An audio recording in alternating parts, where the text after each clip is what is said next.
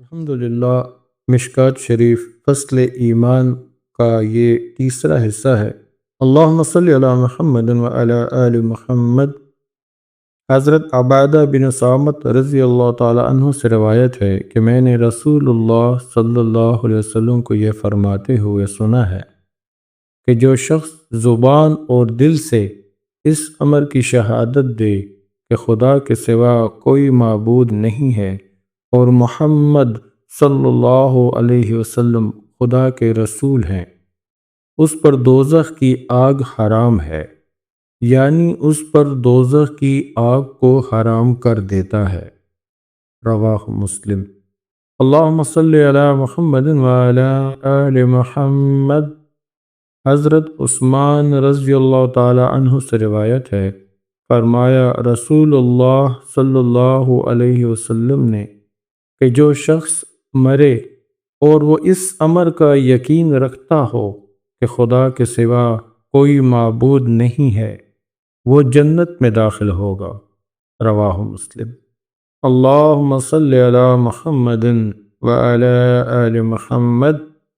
حضرت جابر رضی اللہ تعالی عنہ سے روایت ہے، فرمایا رسول اللہ صلی اللہ علیہ وسلم نے دو باتیں ہیں جو جنت اور دوزخ کو واجب کرتی ہیں۔ ایک شخص نے پوچھا کون سی چیزیں جنت اور دوزخ کو واجب کرتی ہیں؟ آپ نے فرمایا جو شخص شرک کی حالت میں مرے وہ دوزخ میں داخل ہوگا، اور جو شخص اس حال میں مرے کہ خدا کے ساتھ کسی کو شریک نہ سمجھتا ہو وہ جنت میں داخل ہوگا۔ رواہ مسلم۔ اللہم صلی علی محمد وعلی آل محمد۔ حضرت ابو ہریرہ رضی اللہ تعالی عنہ سے روایت ہے کہ ہم لوگ رسول اللہ صلی اللہ علیہ وسلم کے گرد بیٹھے ہوئے تھے، اور ہماری جماعت میں ابو بکر رضی اللہ تعالی عنہ اور عمر رضی اللہ تعالی عنہ بھی تھے کہ رسول اللہ صلی اللہ علیہ وسلم ہمارے درمیان میں سے اٹھے اور باہر تشریف لے گئے، اور جب ہمارے درمیان واپس آنے میں دیر کی تو ہم ڈرے کہ کہیں ہماری عدم موجودگی میں آپ کو کوئی ایذا نہ پہنچائی جائے۔ یہ خیال کر کے ہم گھبرا گئے، اور سب سے پہلا شخص میں تھا جو گھبرا کر اٹھا۔ پھر ہم سب رسول اللہ صلی اللہ علیہ وسلم کی تلاش میں نکلے۔ میں آپ کو ڈھونڈتا ہوا قبیلہ بنی نجار انصار کے باغ کے پاس پہنچا۔ میں باغ کی چاروں دروازوں کی تلاش میں پھرا لیکن کوئی دروازہ نہ ملا۔ اچانک میری نظر ایک نالی پر پڑی جو باہر کے کنویں سے باغ کے اندر گئی تھی۔ میں سمٹا اور نالی کے ذریعے باغ کے اندر داخل ہو گیا۔ رسول اللہ صلی اللہ علیہ وسلم وہاں تشریف رکھتے تھے۔ آپ نے مجھ کو دیکھ کر فرمایا ابو ہریرہ؟ میں نے عرض کیا ہاں یا رسول اللہ۔ آپ نے فرمایا تیرا کیا حال ہے؟ میں نے عرض کیا آپ ہمارے درمیان تشریف فرما تھے، پھر آپ اٹھے اور چلے گئے اور واپس آنے میں دیر فرمائی۔ ہم کو یہ اندیشہ تھا کہ کہیں ہماری عدم موجودگی میں آپ کو کوئی تکلیف نہ پہنچائی جائے۔ یہ خیال کر کے ہم گھبرا گئے، اور سب سے پہلا شخص میں تھا جو گھبرا کر اٹھا اور اس باغ میں آیا۔ میں لومڑی کی طرح سمٹا اور باغ میں داخل ہو گیا، اور وہ لوگ میرے پیچھے آ رہے ہیں۔ آپ نے سن کر مجھ کو اپنی دونوں جوتیاں عنایت فرمائیں اور پھر فرمایا میری ان جوتیوں کو لے جاؤ، اور جو شخص اس باغ کے باہر ملے اور وہ اس امر کی زبان اور دل سے شہادت دے کہ خدا کے سوا کوئی معبود نہیں ہے، اور دل سے اس کا یقین بھی رکھتا ہو، اس کو جنت کی بشارت دے دو۔ واپسی میں باغ کے باہر سب سے پہلے مجھ کو عمر رضی اللہ تعالی عنہ ملے اور مجھ سے پوچھا ابو ہریرہ یہ جوتیاں کیسی ہیں؟ میں نے کہا یہ جوتیاں رسول اللہ صلی اللہ علیہ وسلم کی ہیں۔ ان کو میرے حوالے کر کے رسول اللہ صلی اللہ علیہ وسلم نے یہ فرمایا ہے کہ جو شخص تجھ کو ملے اور وہ اس بات کی گواہی دے کہ خدا کے سوا کوئی معبود نہیں ہے اور دل سے اس کا یقین بھی رکھتا ہو تو میں اس کو جنت کی بشارت دے دوں۔ یہ سن کر عمر رضی اللہ تعالیٰ عنہ نے میری چھاتی پر ہاتھ مارا کہ میں سرینوں کے بل گر پڑا، اور پھر کہا ابو ہریرہ واپس چلے جاؤ۔ میں واپس چلا آیا اور رسول اللہ صلی اللہ علیہ وسلم کی خدمت میں حاضر ہو کر زور زور سے رونے لگا۔ عمر رضی اللہ تعالیٰ عنہ بھی میرے پیچھے ہی تھے۔ مجھ کو روتا دیکھ کر رسول اللہ صلی اللہ علیہ وسلم نے فرمایا ابو ہریرہ کیا ہوا، تیرا کیا حال ہے؟ میں نے عرض کیا راستہ میں مجھ کو عمر ملے، میں نے ان کو اس خبر سے آگاہ کیا جس پر آپ نے مجھ کو مامور فرمایا تھا۔ عمر رضی اللہ تعالیٰ عنہ نے میرے الفاظ سن کر میرے سینے پہ ہاتھ مارا کہ میں پشت کے بل گر پڑا، اور پھر مجھ سے کہا کہ واپس چلے جاؤ۔ رسول اللہ صلی اللہ علیہ وسلم نے یہ سن کر فرمایا عمر تو نے ایسا کیوں کیا؟ عمر نے عرض کیا یا رسول اللہ میرے ماں باپ آپ پر فدا ہوں، کیا آپ نے ابو ہریرہ کو جوتیاں دے کر یہ پیغام بھیجا تھا کہ جو شخص راستہ میں ملے اور اس بات کی گواہی دے کہ خدا کے سوا کوئی معبود نہیں ہے اور دل سے اس کا یقین بھی رکھتا ہو تو اس کو جنت کی بشارت دے دے؟ آپ نے فرمایا ہاں۔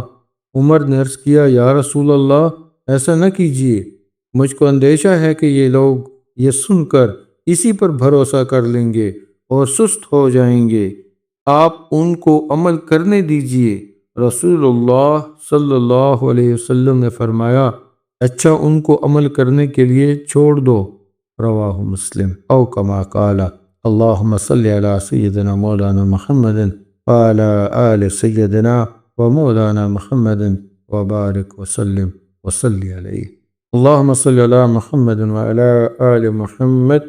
حضرت معاذ بن جبل رضی اللہ تعالی عنہ سے روایت ہے کہ ایک مرتبہ رسول خدا صلی اللہ علیہ وسلم نے مجھ سے یہ فرمایا کہ اس امر کی گواہی دینا کہ خدا کے سوا کوئی معبود نہیں ہے بہشت کی کنجی ہے، رواہ احمد۔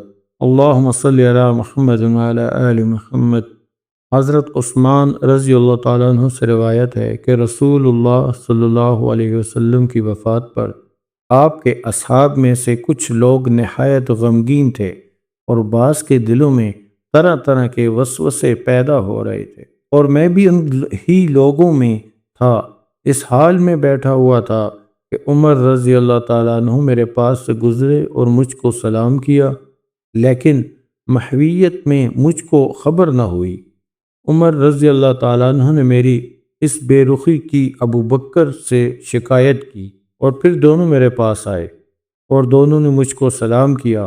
اس کے بعد ابو بکر رضی اللہ تعالیٰ عنہ نے کہا عثمان کیا بات ہے، تم نے اپنے بھائی عمر کے سلام کا جواب نہیں دیا؟ میں نے کہا میں نے تو ایسا نہیں کیا۔ عمر نے کہا ہاں خدا کی قسم تم نے ایسا ہی کیا ہے۔ میں نے کہا خدا کی قسم نہ لو، خدا کی قسم نہ تو مجھ کو تمہارا ادھر سے جانا یاد ہے اور نہ تمہارے سلام کرنے کا خیال ہے۔ ابو بکر رضی اللہ تعالیٰ عنہ نے کہا عمر عثمان نے سچ کہا، عثمان تم کو کسی شغل نے جواب سلام سے باز رکھا ہے؟ میں نے کہا ہاں۔ ابو بکر نے پوچھا تم کس خیال میں تھے؟ میں نے کہا کہ خداوند تعالیٰ نے اپنے نبی کو وفات دی اس سے پہلے کہ ہم ان سے اس امر سے یعنی خطرات و وساوس سے نجات کا کوئی راستہ دریافت کرتے۔ ابو بکر رضی اللہ تعالیٰ عنہ نے کہا میں نے اس کے متعلق رسول اللہ صلی اللہ علیہ وسلم سے دریافت کر لیا ہے۔ یہ سن کر میں کھڑا ہو گیا اور کہا میرے ماں باپ آپ پر فدا ہوں، آپ اس امر کے پوچھنے کے ہر طرح مستحق ہیں۔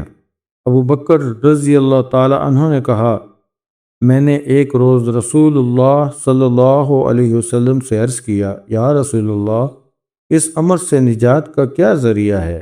رسول اللہ صلی اللہ علیہ وسلم نے فرمایا، جو شخص ہمارے اس کلمہ کو قبول کر لے جس کو میں نے اپنے چچا ابو طالب کے سامنے پیش کیا تھا، وہ انہوں نے اس کو قبول کرنے سے انکار کر دیا تھا، تو وہی کلمہ اس کے لیے نجات کا ذریعہ ہے۔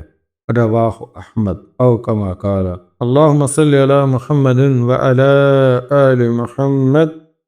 حضرت مقداد رضی اللہ تعالی عنہ سے روایت ہے کہ میں نے رسول اللہ صلی اللہ علیہ وسلم کو یہ فرماتے ہوئے سنا ہے کہ زمین کے اوپر کوئی کچا گھر یا خیموں کا گھر ایسا باقی نہ رہے گا جس میں اسلام کا کلمہ داخل نہ ہو۔ اللہ اس کلمہ کو ہر گھر میں عزیز کو عزت دے کر اور ذلیل کو ذلت دے کر داخل کرے گا، یعنی اللہ جن کو عزیز قرار دے گا وہ اس کلمہ کے اہل ہوں گے، اور جن کو ذلت دے گا وہ اس کلمہ کے ماتحت رہیں گے۔ میں نے یہ سن کر کہا، پھر تو سارا دین خدا ہی کے واسطے ہوگا۔ رواہ مسلم۔ اللہم صلی علی محمد وعلی آل محمد۔ اللہم صلی علی محمد وعلی آل محمد۔ حضرت وہب منبع رضی اللہ تعالی عنہ سے کہا گیا کہ لا الہ الا اللہ جنت کی کنجی نہیں ہے، یعنی جنت میں جانے کے لیے کیا صرف یہی اعتراف کافی نہیں ہے؟ انہوں نے کہا ہاں، لیکن کوئی کنجی ایسی نہیں ہوتی جس میں دندانے نہ ہوں، بس اگر تم دندانے دار کنجی لے کر آؤ گے تو جنت کا دروازہ تمہارے لیے کھولا جائے گا، اور دندانے دار کنجی نہ لائے تو دروازہ نہیں کھولا جائے گا۔ رواہ بخاری شریف۔ اللہم صلی علی محمد وعلی آل محمد۔